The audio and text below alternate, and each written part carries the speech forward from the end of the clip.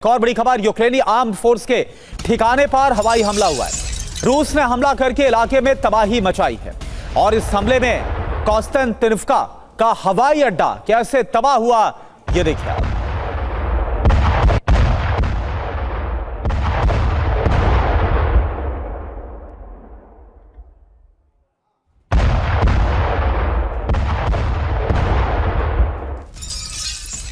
और वहीं चेरनीहिव में रूस का ड्रोन अटैक हुआ है। रूस के शाहेद कामिकाजी ड्रोन को नष्ट किया गया है। हमले को नाकाम करके बड़ा खतरा टाला गया है।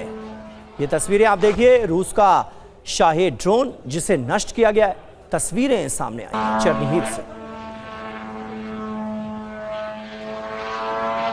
और देखिए एक और बड़ी खबर, रूस की सबसे बड़ी तेल रिफाइनरी पर हमला हुआ है। वोल्गोग्राद में रिफाइनरी को ड्रोन से टारगेट पर लिया गया। यह देखिए आप, तेल रिफाइनरी से आग की ऊंची ऊंची लपटें उठती हुई नजर आ रही है।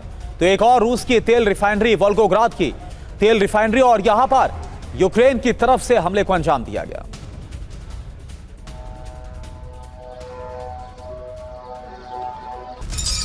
तो ऑयल रिफाइनरी पर हुआ यह बड़ा अटैक था। तेल रिफाइनरी पर कई ड्रोन से प्रहार किए गए। हमले के बाद इलाके में अफरा तफरी मच गई। हमले में रिफाइनरी को भारी नुकसान पहुंचा है।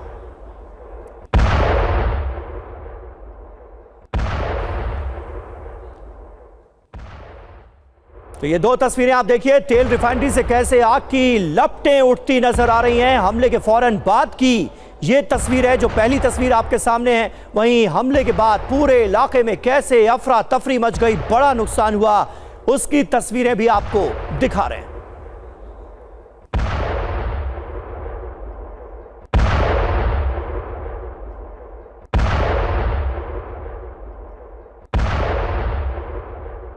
और ज़ेलेंस्की का इंतकाम, सबसे बड़ी रिफाइनरी को आग के हवाले कर दिया। बड़ा हमला यहां पर किया गया है। पूरी डिटेल इस हमले से जुड़ी अब आपके सामने आने जा रही है। हुआ क्या? वोल्गोग्राद तेल रिफाइनरी पर ड्रोन अटैक हो गया। रूस की बड़ी ऑयल रिफाइनरी में से एक है ये रिफाइनरी जिसे हिट किया गया है। अब क्या खास है ये आप जानिए। पेट्रोल, डीजल और एविएशन फ्यूल का उत्पादन यहां से होता है। सिविल सप्लाई के साथ सेना के लिए भी इस्तेमाल किया जाता है। अब बड़ा खतरा क्यों है ये भी आप जानिए। जी हां, ड्रोन हमला ऊर्जा सेक्टर के लिए बहुत बड़ा झटका है। रूस की सैन्य ईंधन सप्लाई पर यह सीधा वार है। रूसी एयर डिफेंस पूरी तरह से अभेद नहीं है, यह भी कहीं ना कहीं तय हो गया। वोल्गोग्राद फ्रंट लाइन से काफी दूर का इलाका है और यहां पर यूक्रेन ने किया हमला। इधर यूक्रेन रूस के अंदर था, ड्रोन अटैक करने में सक्षम है और ये हम देख रहे हैं। तेल और गैस रूस की अर्थव्यवस्था की बड़ी रीढ़ है। और देखिए ओपी तिवारी सर, एक बात बताइए कि क्या आपको मोटिव नजर आता है, मकसद क्या आपको नजर आता है ज़ेलेंस्की का इन हमलों के पीछे?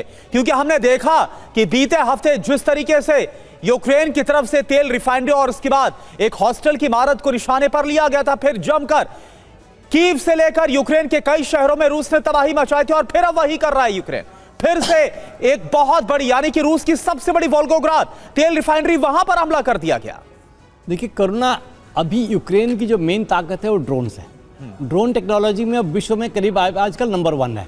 तो लेकिन ड्रोन का ये टारगेट कर रहा है। और इसके साथ ही देखना पड़ेगा कि रशिया का जो एंटी ड्रोन मैकेनिज्म है वो एक्टिव नहीं हो पा रहा, उनके अंदर पेनिट्रेट कर ले रहा है। लेकिन ड्रोन बहुत बड़ा स्केल तक डैमेज नहीं कर पाते हैं। आग अवश्य लगा दे रहे हैं लेकिन बहुत बड़ा डैमेज नहीं हो पा रहा। जैसे हम जिक्र कर रहे थे, ज़्यादा डैमेज करना है तो जो ग्रिपिन जहाज आ रहा है उसकी आवश्यकता पड़ेगी यूक्रेन को। लेकिन यूक्रेन ये चुप क्यों नहीं हो रहा? बिकॉज अभी रशिया के लिए फिलहाल जितना टेरिटरी गेन कर चुका है उसमें इंच बाय इंच आगे बढ़ने में बहुत मुश्किल हो रही है। मुश्किल क्या, रशिया भी रियलाइज़ कर गया कि अब असंभव हो गया है कि डोनबास का ये एरिया जो आगे नहीं बढ़ पा रहा है वो हाईली फोर्टिफाइड है। फोर्टिफिकेशन बहुत तगड़े तरीके से कर रखा, तो जितना आगे बढ़े उससे ज़्यादा नुकसान है। देखिए रशिया के करीब 2.75 से 3 लाख जवानों की मरने की जो रिपोर्ट है, और बड़े रशिया क्लेम नहीं कर रहा लेकिन बहुत ज़्यादा नुकसान हो चुका है। अब ये जो वॉर है करीब करीब स्टेलमेट के पास है। अब रशिया क्या कर सकता है? एरिया तो कब्जा कर नहीं सकता, वो एक बहुत नुकसान अवश्य पैदा कर रहा, कीव में, ओडेसा में, कहलिन में, कई जगह बमबारी कर करके। लेकिन ये शांति तभी बैठ सकती है ज़ेलेंस्की जब चुप रहे। लेकिन ज़ेलेंस्की भी इसमें एक में आग में घी अवश्य जोड़ दे रहे हैं बाई ड्रोन भेज के। अब ये वॉर कब तक चलेगा? देखिए हमने पढ़ा था एक जगह कि भाई इनकी एक निगोशिएशन चलने की आशा है, बिकॉज रशिया भी नहीं चाहता, यूक्रेन भी नहीं चाहता। लेकिन ज़ेलेंस्की क्या चाहते हैं? अब यूक्रेन क्या चाहता है मैं इसमें डाउट मुझे हो रहा है कि जेलेंस्की क्या चाहते हैं, यूक्रेन क्या चाहते हैं, उसमें सिमिलरिटी नहीं है, कॉमन प्लेटफॉर्म नहीं है। जेलेंस्की को अगर चाहिए शांति तो ये वॉर कम, मतलब ये ड्रोन्स भेजना इनको कम करना पड़ेगा। अगर कम नहीं करेंगे तो रशिया भी नुकसान करता रहेगा। नुकसान दोनों देशों का हो रहा है, दोनों, रशिया के भी बहुत ज़्यादा नुकसान हो गया है, और रशिया जो चाहता था ऑब्जेक्टिव उसके आगे बढ़ने की हिम्मत नहीं कर पा रहा, क्योंकि प्रैक्टिकली उसके लिए पॉसिबल नहीं है।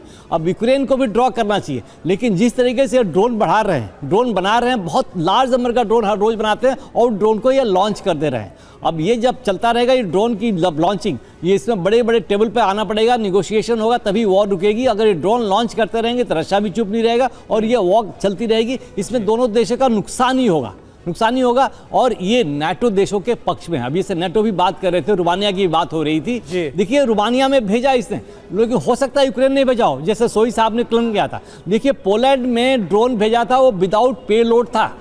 जब रशिया ने पोलैंड में भेजा था तो उनकी कैपेबिलिटी गेन करने के लिए तो उनके रडार नहीं रिसीव कर पाए थे, और मिसाइल ने जो फायर किया था वो भी लॉन्च नहीं कर पाए थे। अपने आप में महत्वपूर्ण बात है कि रोमानिया में जो हमला हुआ है, अभी बिल्कुल ये नहीं कहा जा सकता कि ये हमला रूस की तरफ से ही किया गया, बल्कि आसार इसके भी जताए जा रहे हैं कि मुमकिन है कि यह हमला यूक्रेन ने खुद कराया हो रोमानिया के अंदर, ताकि युद्ध की आग और ज्यादा भड़के और जिम्मेदार माना जाए रूस को।